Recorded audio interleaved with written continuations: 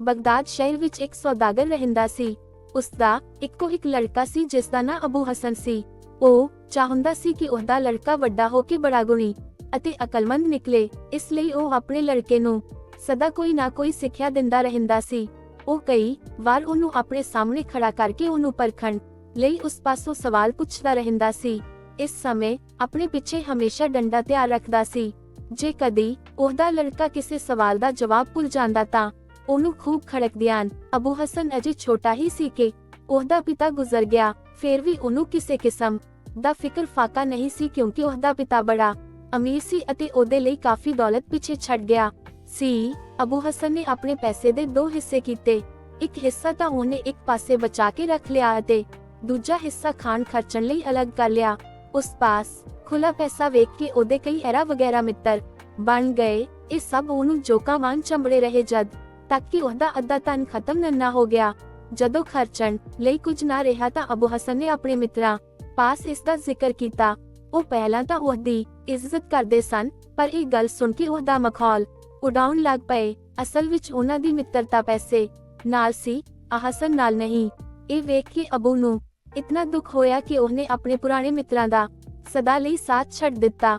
ਆਪਣੇ ਮਤਲਬੀ ਮਿੱਤਰਾਂ ਤੋਂ ਛੁਟਕਾਰਾ ਪਾ ਕੇ ਉਹ ਬਾਕੀ ਪੈਸੇ ਨੂੰ ਬੜੀ ਜੁਗਤ ਅਤੇ ਸੰਜਮ ਨਾਲ ਵਰਤਣ ਲਗਾ। ਉਹਨੇ ਪਰਨ ਕਰ ਲਿਆ ਕਿ ਅੱਗੇ ਤੋਂ ਉਹ ਨਾਵਾਕਫਾਂ ਤੋਂ ਸਿਵਾ ਹੋਰ ਕਿਸੇ ਨਾਲ ਗੱਲ ਤੱਕ ਵੀ ਨਹੀਂ ਕਰੇਗਾ ਅਤੇ ਹਰ ਰੋਜ਼ ਇੱਕ ਨਵਾਂ ਮਿੱਤਰ ਬਣਾਏਗਾ। ਸੋ ਉਹ ਹਰ ਰੋਜ਼ ਸ਼ਹਿਰ ਦੇ ਵੱਡੇ ਪੁਲ ਤੇ ਜਾ ਕੇ ਬੈਠ ਜਾਂਦਾ ਸੀ, ਕਿਉਂਕਿ ਇੱਥੇ ਲੋਕਾਂ ਦਾ ਆਮ ਲਾਂਗਾ ਸੀ। ਜਿਹੜਾ ਵੀ ਕੋਈ ਅਜਨਬੀ ਉਹਨੂੰ ਮਿਲਦਾ, ਉਹ ਇੱਕ ਰਾਤ ਲਈ ਉਹਨੂੰ ਮਹਿਮਾਨ ਬਣਾ ਕੇ ਆਪਣੇ ਘਰ ਲੈ ਆਉਂਦਾ ਸੀ ਅਤੇ ਅਗਲੇ ਪਲਕ ਸਵੇਰੇ ਸਵੇਰੇ ਉਹਨੂੰ ਘਰੋਂ ਤੋਰ ਦਿੰਦਾ ਸੀ। ਅਤੇ ਫਿਰ ਅਬੂ ਹਸਨ ਉਹਦੇ ਨਾਲ ਕਦੀ ਕਲਾਮ ਤੱਕ ਵੀ ਨਹੀਂ ਸੀ ਕਰਦਾ। ਉਹ ਪੂਰਾ 1 ਸਾਲ ਇਸੇ ਤਰ੍ਹਾਂ ਹੀ ਕਰਦਾ ਰਿਹਾ। ਇੱਕ ਦਿਨ ਜਦ ਉਹ ਹਰ ਰੋਜ਼ ਵਾਂਗ ਪੁਲ ਤੇ ਬੈਠਾ ਕਿਸੇ ਨਵੇਂ ਮਹਿਮਾਨ ਨੂੰ ਉਡੀਕ ਰਿਹਾ ਸੀ ਤਾਂ ਖਲੀਫਾ ਹਾਰੂਨ ਉਲ ਰਸ਼ੀਦ ਆਪਣੇ ਇਲਕਾਰਾਂ ਸਮੇਤ ਉੱਥੋਂ ਲੰਘ ਗਿਆ। ਅਬੂ ਹਸਨ ਖਲੀਫੇ ਨੂੰ ਬਿਲਕੁਲ ਨਾ ਪਛਾਣ ਸਕਿਆ, ਕਿਉਂਕਿ ਉਹ ਇੱਕ ਆਮ ਆਦਮੀ ਦਾ ਭੇਸ ਵਟਾ ਕੇ ਬਗਦਾਦ ਦੇ ਗਲੀ ਕੂਚਿਆਂ ਦੀ ਗਸ਼ਤ ਕਰ ਰਿਹਾ ਸੀ।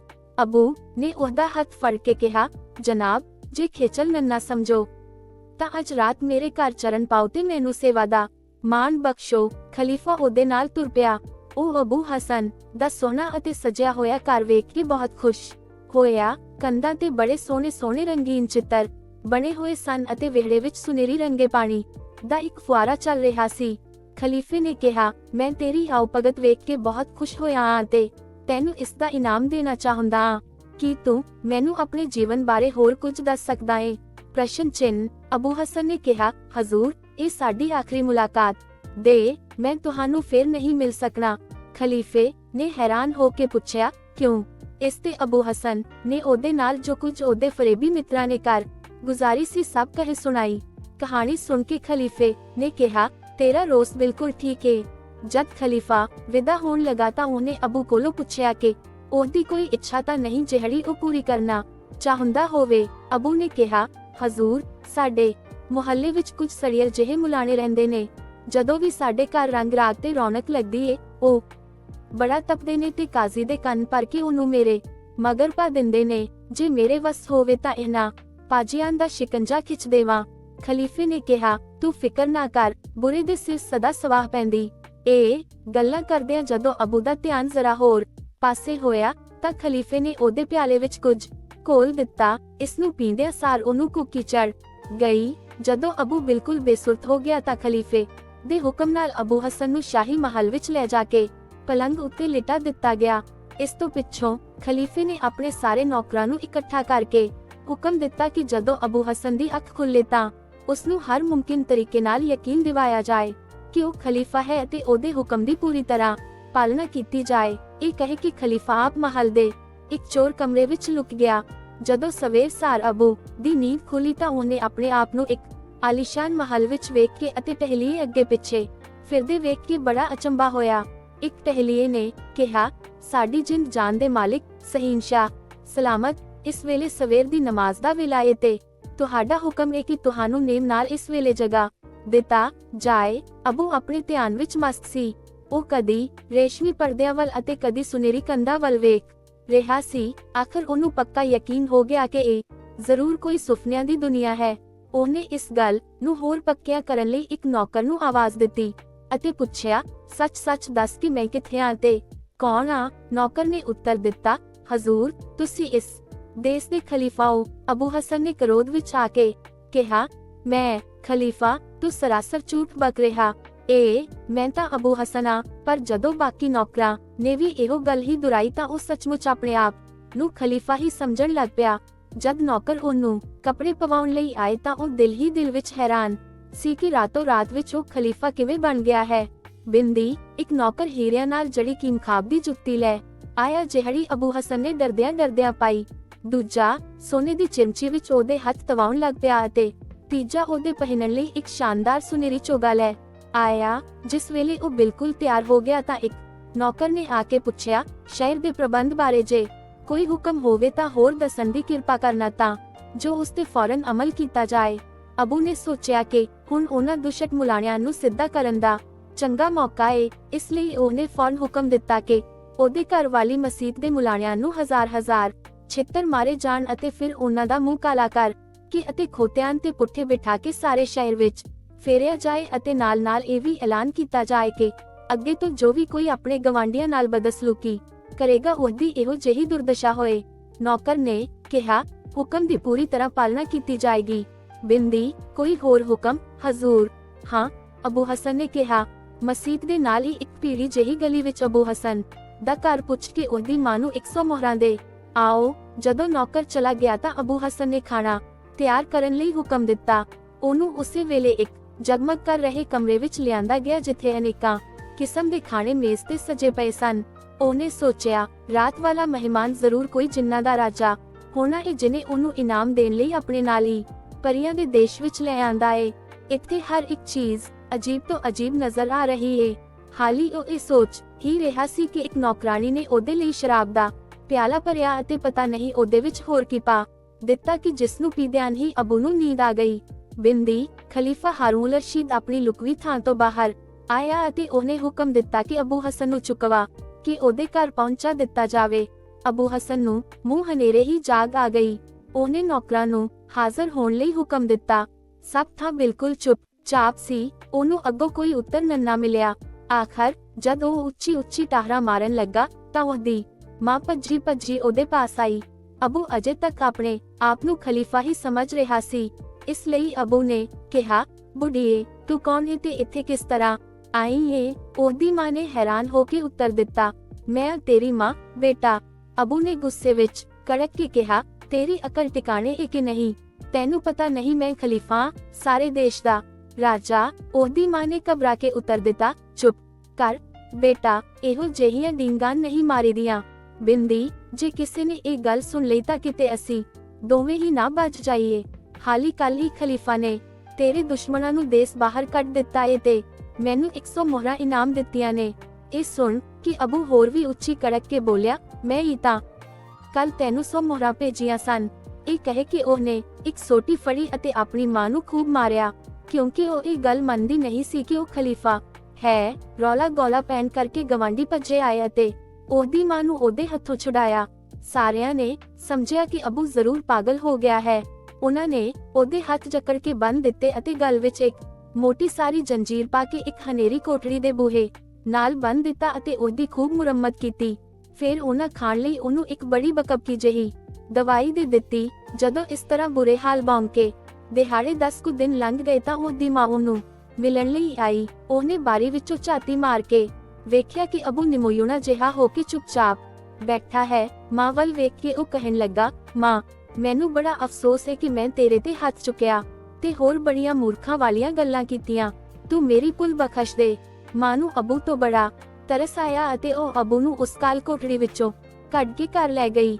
ਹੁਣ ਸਭ ਨੂੰ ਪਤਾ ਲੱਗ ਗਿਆ ਕਿ ਅਬੂ ਦਾ ਸ਼ੁਦਾ ਦੂਰ ਹੋ ਗਿਆ ਹੈ। ਪਹਿਲਾਂ ਤਾਂ ਵਿਚਾਰਾ ਕਈ ਦਿਨ ਸ਼ਰਮ ਦੇ ਮਾਰੇ ਘਰ ਹੀ ਬੈਠਾ ਰਿਹਾ, ਪਰ ਇਕੱਲਾ ਚੁੱਪ ਬਹਿ ਕੇ ਉਹ ਤੰਗ ਆ ਗਿਆ ਅਤੇ ਪਹਿਲਾਂ ਵਾਂਗ ਹੀ ਪੁੱਲ ਤੇ ਜਾਣ ਲੱਗ ਪਿਆ। ਇੱਕ ਦਿਨ ਜਦ ਉਹ ਹਰ ਰੋਜ਼ ਵਾਂਝ ਉੱਥੇ ਬੈਠਾ ਆਉਂਦੇ ਜਾਂਦੇ ਲੋਕਾਂ ਨੂੰ ਵੇਖ ਰਿਹਾ ਸੀ ਤਾਂ ਖਲੀਫਾ ਫਿਰ ਇੱਕ ਸੌਦਾਗਰ ਦੇ ਭੇਸ ਵਿੱਚ ਉੱਥੋਂ ਲੰਘ ਗਿਆ। ਅਬੂ ਹਸਨ ਨੇ ਉਹਨੂੰ ਵੇਖਦਿਆਂ ਹੀ ਪਛਾਣ ਲਿਆ ਅਤੇ ਕਹਿਣ ਲੱਗਾ, ਉਹ ਦਗੇਬਾਜ਼ ਜਿੰਨ, ਤੂੰ ਹੀ ਮੈਨੂੰ ਖਲੀਫਾ ਹੋਣ ਦਾ ਭੁਲੇਖਾ ਪਾ ਕੇ ਲੋਕਾਂ ਸਾਹਮਣੇ ਖੜਨ ਜੋਗਾ ਨਹੀਂ ਛੱਡਿਆ। ਕੀ ਤੂੰ ਮੈਨੂੰ ਫਿਰ ਫਸਾਉਣ ਆਇਆ ਏ? ਖਲੀਫੇ ਨੇ ਹੱਸ ਕੇ ਕਿਹਾ, ਕਿਉਂ ਬਈ ਦੱਸ ਥਾਂ ਮੈਂ ਤੇਰਾ ਕੀ ਵਿਗਾੜਿਆ ਏ? ਤੂੰ ਚਾਹੁੰਦਾ ਸੈਂ ਕਿ ਤੇਰੇ ਦੁਸ਼ਮਣਾਂ ਨੂੰ ਸਜ਼ਾ ਮਿਲੇ। ਬਿੰਦੀ, ਕੀ ਤੇਰੀ ਮਨਸ਼ਾ ਪੂਰੀ ਨਹੀਂ ਹੋਈ? ਅਬੂ ਹਸਨ ਨੇ ਕਿਹਾ, ਉਹਨਾਂ ਨੂੰ ਸਜ਼ਾ ਤਾਂ ਜ਼ਰੂਰ ਮਿਲ ਗਈ ਏ, ਪਰ ਮੈਂ ਵੀ ਤਾਂ ਨਾਲ ਹੀ ਮੁਫਤ ਦਾ ਰਗੜਿਆ ਗਿਆ ਆਣਾ। ਪਰ ਮੈਂ ਤੈਨੂੰ ਕੀ ਦੋਸ਼ ਦੇਵਾਂ? ਮੈਨੂੰ ਤਾਂ ਆਪਣੀ ਹੀ ਮੂਰਖਤਾ ਦੀ ਸਜ਼ਾ ਮਿਲੀ ਏ। ਗੱਲਾਂ ਬਾਤਾਂ ਕਰਦਿਆਂ ਅਬੂ ਦਾ ਗੁੱਸਾ ਠੰਡਾ ਹੋ ਗਿਆ ਅਤੇ ਉਹ ਦੋਨੋਂ ਆਪਸ ਵਿੱਚ ਪੱਕੇ ਮਿੱਤਰ ਬਣ ਗਏ। ਖਲੀਫਾ ਅਬੂ ਹਸਨ ਨੂੰ ਮਹੱਲ ਵਿੱਚ ਰਹਿਣ ਲਈ ਨਾਲ ਲੈ ਗਿਆ ਅਤੇ ਕੁਝ ਚਿਰ ਪਿੱਛੋਂ ਬੇਗਮ ਜ਼ਬੈਦਾ ਦੀ ਇੱਕ ਗੋਲੀ ਨਾਲ, ਜਿਸ ਦਾ ਨਾਂ ਨਜ਼ਾਤੁਲ ਫੁਆਦ ਸੀ, ਵਿਆਹ ਕਰ ਦਿੱਤਾ। ਉਹ ਬੜੀ ਸੁੰਦਰ ਅਤੇ ਨੇਕਦਿਲ ਔਰਤ ਸੀ, ਇਸ ਲਈ ਉਹ ਦੋਵੇਂ ਕਾਫੀ ਸਮਾਂ ਖੁਸ਼ੀ-ਖੁਸ਼ੀ ਰਹਿੰਦੇ ਰਹੇ। ਪਰ ਹੈ ਸਾਨੂੰ ਬੜੇ ਫਜ਼ੂਲ ਖਰਚ, ਇਸ ਲਈ ਉਹਨਾਂ ਦਾ ਸਾਰਾ ਰੁਪਇਆ ਪੈਸਾ ਜਲਦੀ ਹੀ ਖਤਮ ਹੋ ਗਿਆ। ਅਬੂ ਹਸਨ ਹੈਰਾਨ ਸੀ ਕਿ ਉਹ ਪੈਸੇ ਦਾ ਹੁਣ ਕਿੱਥੋਂ ਪ੍ਰਬੰਧ ਕਰੇ। ਅਚਾਨਕ ਉਹਨੂੰ ਖਿਆਲ ਆਇਆ ਕਿ ਜਿਵੇਂ ਖਲੀਫਾ ਨੇ ਉਹਨੂੰ ਬੁੱਧੂ ਬਣਾਇਆ ਸੀ, ਕਿਉਂ ਨੰਨਾ ਉਹ ਵੀ ਉਸ ਤੋਂ ਆਪਣਾ ਬਦਲਾ ਲਵੇ। ਉਹਨੂੰ ਉਸੇ ਵੇਲੇ ਇੱਕ ਵਿਉਂਤ ਸੁਝੀ। ਉਹ ਆਪਣੀ ਵਹੁਟੀ ਨੂੰ ਕਹਿਣ ਲੱਗਾ, ਅਸੀਂ ਦੋਵੇਂ ਝੂਠੀ ਮੂਠੀ ਮਰਨ ਦਾ ਬਹਾਨਾ ਕਰੀਏ। ਮੈਂ ਲੇਟ ਜਾਵਾਂਗਾ ਤੇ ਤੂੰ ਮੇਰੇ ਤੇ ਕਫਨ ਪਾ ਦਹੀਂ ਤੇ ਰੋਂਦੀ ਪਿੱਟਦੀ ਬੇਗਮ ਜ਼ਬੈਦਾ ਪਾਸ ਜਾ ਕੇ ਉਹਨੂੰ ਮੇਰੀ ਮੌਤ ਦੀ ਖਬਰ ਸੁਣਾ ਦਹੀਂ। ਉਹ ਤੈਨੂੰ ਮੇਰੇ ਦੱਬਣ ਲਈ 200 ਮੁਹਰਾਂ ਦੇਵੇਗੀ ਤੇ ਫੇਰ ਤੇਰੀ ਵਾਰੀ ਆਏਗੀ ਤੇ ਮਰਨ ਦਾ ਬਹਾਨਾ ਕਰੀ ਤੇ ਮੈਂ ਖਲੀਫਾ ਨੂੰ ਰੋਂਦਾ ਪਿੱਟਦਾ ਇਹ ਖਬਰ ਜਾ ਸੁਣਾਵਾਂਗਾ ਤੇ ਉਹ ਵੀ ਮੈਨੂੰ 200 ਮੁਹਰਾਂ ਦੇ ਦੇਵੇਗਾ।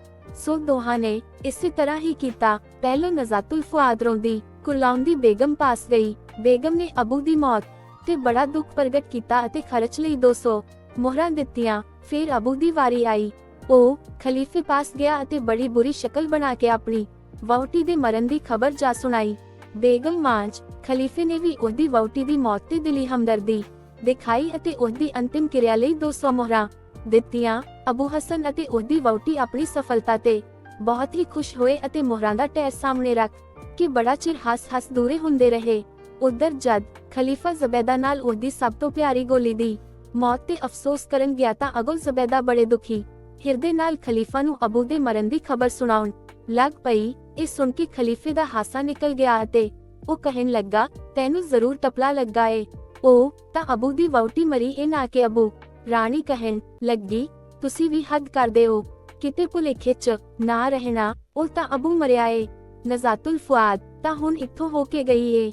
ਵਿਚਾਰੀ ਦਾ ਰੋ ਰੋ ਕੇ ਕੀ ਹਾਲ ਹੋਇਆ ਏ। ਇਸ ਤਰ੍ਹਾਂ ਕਿਤਨਾ ਚਿਰ ਦੋਹਾਂ ਵਿੱਚ ਬੜੀ ਦੇਰ ਤੱਕ ਤਕਰਾਰ ਹੁੰਦੀ ਰਹੀ। ਖਲੀਫਾ ਕਹੇ ਨਜ਼ਾਤੁਲ ਫੁਆਦ ਮਰੀ ਹੈ, ਰਾਣੀ ਕਹੇ ਅਬੂ ਮਰਿਆ ਹੈ। ਆਖਰ ਫੈਸਲਾ ਇਹ ਹੋਇਆ ਕਿ ਇਸ ਗੱਲ ਦੀ ਤਸਦੀਕ ਕਰਨ ਲਈ ਖਲੀਫਾ ਦੇ ਪੁਰਾਣੇ ਨੌਕਰ ਮਸਰੂਰ ਨੂੰ ਭੇਜਿਆ ਜਾਏ। ਵਿਸਮਤ ਚਿੰਨ ਅਬੂ ਹਸਨ ਅਗੇ ਹੀ ਤਾੜ ਵਿੱਚ ਸੀ ਕਿ ਖਲੀਫਾ ਵੱਲੋਂ ਕੋਈ ਨਾ ਕੋਈ ਜ਼ਰੂਰ ਉਹਨਾਂ ਵੱਲ ਆਏਗਾ। ਇਸ ਲਈ ਜਦ ਉਹਨੇ ਦੂਰੋਂ ਮਸਰੂਰ ਨੂੰ ਆਉਂਦਿਆਂ ਵੇਖਿਆ ਤਾਂ ਉਹਨੇ ਨਜ਼ਾਤੁਲ ਫੁਆਦ ਨੂੰ ਕਿਹਾ, ਮਸਰੂਰ ਸਾਡੇ ਘਰ ਵੱਲ ਆ ਰਿਹਾ ਏ। ਮੇਰਾ ਖਿਆਲ ਏ ਕਿ ਖਲੀਫਾ ਨੇ ਉਹਨੂੰ ਇਹ ਵੇਖਣ ਲਈ ਭੇਜਿਆ ਏ ਕਿ ਸਾਡੇ ਦੋਹਾਂ ਵਿੱਚੋਂ ਕੌਣ ਮਰਿਆ ਏ। ਤੂੰ ਝਟਪਟ ਕਫਨ ਤਾਣ ਕੇ ਲੇਟ ਜਾ ਤੇ ਹਿੱਲੀ। ਬਿਲਕੁਲ ਨਾ। ਨਜ਼ਾਤੁਲ ਫੁਆਦ ਹਾਲੀ ਲੇਟੀ ਹੀ ਸੀ ਕਿ ਮਸਰੂਰ ਨੇ ਆ ਬੂਹਾ ਖੜਕਾਇਆ। ਅਬੂ ਹਸਨ ਬੁਰਾ ਜਿਹਾ ਮੂੰਹ ਬਣਾ ਕੇ ਬੂਹਾ ਖੋਲਣ ਗਿਆ। ਨਜ਼ਾਲਤੁਲ ਫੁਆਦ ਤੇ ਕਫਨ ਪਿਆ ਹੋਇਆ ਵੇਖ ਕੇ ਉਹ ਮੁਰਦੇ ਪੈਰੀ ਚਲਾ ਗਿਆ ਅਤੇ ਜੋ ਕੁਝ ਉੱਥੇ ਵੇਖਿਆ ਸੀ ਉਹਨੇ ਖਲੀਫੇ ਨੂੰ ਜਾ ਦੱਸਿਆ। ਜਦੋਂ ਰਾਣੀ ਨੇ ਮਸਰੂਰ ਦਾ ਬਿਆਨ ਸੁਣਿਆ ਤਾਂ ਉਹਨੂੰ ਬੜਾ ਗੁੱਸਾ ਆਇਆ। ਉਹਨੇ ਸਮਝਿਆ ਕਿ ਉਹਨੇ ਜਾਣਬੁੱਝ ਕੇ ਖਲੀਫੇ ਦਾ ਪੱਖ ਕੀਤਾ ਹੈ। ਇਸ ਲਈ ਉਹਨੇ ਆਪਣੀ ਇੱਕ ਬੁੱਢੀ ਨੌਕਰਾਣੀ ਨੂੰ, ਜਿਹੜੀ ਬੜੀ ਸਿਆਣੀ ਅਤੇ ਸੱਚੀ ਸੀ, ਇਸ ਗੱਲ ਦੇ ਝੂਠ ਸੱਚ ਦਾ ਪਤਾ ਲਾਉਣ ਲਈ ਭੇਜਿਆ। ਬੁੱਢੀ ਨੌਕਰਾਣੀ ਬੜੀ ਕਾਹਲੀ ਅਬੂ ਦੇ ਘਰ ਵੱਲ ਗਈ। ਅਬੂ ਪਹਿਲਾਂ ਹੀ ਉਡੀਕ ਵਿੱਚ ਸੀ ਕਿ ਹੁਣ ਰਾਣੀ ਦੀ ਵਾਰੀ ਹੈ ਅਤੇ ਉਹ ਜ਼ਰੂਰ ਕਿਸੇ ਨਾ ਕਿਸੇ ਨੂੰ ਉਹਦੇ ਵੱਲ ਭੇਜੇਗੀ। ਸੋ ਜਦੋਂ ਉਹਨੇ ਬਾਰੀ ਵਿੱਚੋਂ ਬੁੱਢੀ ਨੂੰ ਆਉਂਦਿਆਂ ਵੇਖਿਆ, ਉਹ ਆਪਣੀ ਵਹੁਟੀ ਨੂੰ ਸਮਝਾ ਬੁਝਾ ਕੇ ਕਫਨ ਤਾਣ ਕੇ ਲੰਮਾ ਪੈ ਗਿਆ ਅਤੇ ਨਜ਼ਾਤੁਲ ਫੁਆਦ ਜਾਰੋ-ਜ਼ਾਰ ਰੋਦਿਆਂ ਕਹਿਣ ਲੱਗੀ, ਹਾਏ ਵੇ ਕਿੱਥੇ ਚਲਾ ਗਿਆ ਏ ਮੇਰੇ ਸਾਈਆਂ, ਮੈਨੂੰ ਕੱਲੀ ਨੂੰ ਛੱਡ ਕੇ। ਹਾਏ ਵੇ ਰੱਬਾ, ਜੇ ਮੈਨੂੰ ਇਹ ਦਿਨ ਵਿਖਾਉਣਾ ਸੀ ਤਾਂ ਮੈਂ ਜੰਮਦੀ ਹੀ ਕਿਉਂ ਨਾ ਮਰ ਗਈ। ਵਿਸਮਤ ਚਿੰਨ ਇੱਕ ਹੀਰਾ ਪੁੱਠਾ ਕੌਮਾ। ਬੁੱਢੀ ਨੇ ਨਜ਼ਾਤੁਲ ਫੁਆਦ ਦਾ ਇਹ ਹਾਲ ਵੇਖ ਕੇ ਸਾਰਾ ਹਾਲ ਰਾਣੀ ਨੂੰ ਜਾ ਸੁਣਾਇਆ। ਹੁਣ ਰਾਣੀ ਨੂੰ ਪੂਰਾ ਯਕੀਨ ਹੋ ਗਿਆ ਕਿ ਮਸਰੂਰ ਨੇ ਖਲੀਫੇ ਨੂੰ ਖੁਸ਼ ਕਰਨ ਲਈ ਸਰਾਸਰ ਝੂਠ ਬੋਲਿਆ ਹੈ। ਜਦ ਰਾਣੀ ਨੇ ਮਸਰੂਰ ਨੂੰ ਬੁਲਾ ਕੇ ਝਾੜ ਪਾਈ ਤਾਂ ਮਸਰੂਰ ਨੇ ਕਿਹਾ, ਬੇਗਮ ਸਾਹਿਬਾ, ਮੈਂ ਜੋ ਕੁਝ ਅੱਖੀ ਵੇਖਿਆ ਇਹ ਕਹਿ ਸੁਣਾਇਆ। ਇਹ ਬੁੱਢੀ ਬਖੇੜਾ ਪਾਉਣ ਲਈ ਝੂਠੀਆਂ ਸੱਚੀਆਂ ਬਣਾ ਕੇ ਸੁਣਾ ਰਹੀ ਏ। ਬੁੱਢੀ ਨੌਕਰਾਣੀ ਆਪਣੇ ਤੇ ਲੱਗੀ ਇਸ ਤੁਹਮਤ ਤੇ ਗੁੱਸੇ ਨਾਲ ਭੜਕ ਉੱਠੀ ਅਤੇ ਕਹਿਣ ਲੱਗੀ, ਬਖੇੜਾ ਤਾਂ ਤੂੰ ਪਾ ਰਿਹਾ ਏ ਤੇ ਸਾਰੀ ਗੱਲ ਮੇਰੇ ਸਿਰ ਮੜ ਰਿਹਾ ਏ। ਕੁਝ ਸ਼ਰਮ ਕਰ, ਸਭ ਨੇ ਰੱਬ ਅੱਗੇ ਜਵਾਬ ਦੇਣਾ ਏ। ਜਦੋਂ ਇਹ ਝਗੜਾ ਵੱਧਦਾ ਗਿਆ ਤਾਂ ਖਲੀਫਾ ਹੈਰਾਨ ਸੀ ਕਿ ਅਸਲ ਵਿੱਚ ਗੱਲ ਕੀ ਹੈ। ਆਖਰ ਸੋਚ ਕੇ ਉਹਨੇ ਇਹ ਫੈਸਲਾ ਕੀਤਾ ਕਿ ਚਾਰੇ ਜਣੇ ਇਕੱਠੇ ਆਪਣੀ ਅੱਖੀ ਵੇਖ ਕੇ ਇਹ ਸਾਰਾ ਝਗੜਾ ਨਜਿਠਾਉਣ। ਸੋ ਇਸ ਫੈਸਲੇ ਅਨੁਸਾਰ ਚਾਰੇ ਜਣੇ ਅਬੂ ਦੇ ਘਰ ਵੱਲ ਤੁਰ ਪਏ। ਜਦੋਂ ਅਬੂ ਨੇ ਚੌਹਾਂ ਨੂੰ ਆਪਣੇ ਘਰ ਵੱਲ ਆਉਂਦਿਆਂ ਵੇਖਿਆ ਤਾਂ ਉਹਨੇ ਇਹ ਖਬਰ ਆਪਣੀ ਵਹੁਟੀ ਨੂੰ ਜਾ ਦੱਸੀ। ਉਹਦੀ ਵਹੁਟੀ ਦਾ ਰੰਗ ਫੱਕ ਹੋ ਗਿਆ। ਉਹ ਕਹਿਣ ਲੱਗੀ, ਦੱਸ ਹੁਣ ਕੀ ਕਰੀਏ, ਹੁਣ ਅਸੀਂ ਜ਼ਰੂਰ ਫਸ ਜਾਵਾਂਗੇ। ਅਬੂ ਹਸਨ ਨੇ ਕਿਹਾ, ਤੂੰ ਰਤੀ ਫਿਕਰ ਨਾ ਕਰ, ਤੂੰ ਵੀ ਜਲਦੀ ਨਾਲ ਆਪਣੇ ਤੇ ਕਫਨ ਪਾ ਲੈ ਤੇ ਮੈਂ ਵੀ ਪਾ ਲੈਂਦਾ ਆਂ, ਫਿਰ ਵੇਖੀ ਕੀ ਮੌਜ ਮੇਲਾ ਬਣਦਾ ਏ। ਇਸ ਤਰ੍ਹਾਂ ਉਹ ਦੋਵੇਂ ਚੁੱਪਚਾਪ ਕਫਨ ਤਾਣ ਕੇ ਲੇਟ ਗਏ। ਜਦੋਂ ਚਾਰੇ ਜਣੇ ਖਲੀਫਾ, ਰਾਣੀ, ਮਸਰੂਰ ਅਤੇ ਬੁੱਢੀ ਉੱਥੇ ਪਹੁੰਚੇ ਤਾਂ ਉਹਨਾਂ ਦੋਹਾਂ ਨੂੰ ਮਰਿਆ ਪਿਆ ਵੇਖ ਕੇ ਹੋਰ ਵੀ ਹੈਰਾਨ ਹੋਏ। ਰਾਣੀ ਕਹਿਣ ਲੱਗੀ, ਵੇਖੋ ਦੋਵੇਂ ਹੀ ਮਰੇ ਪਏ ਨੇ।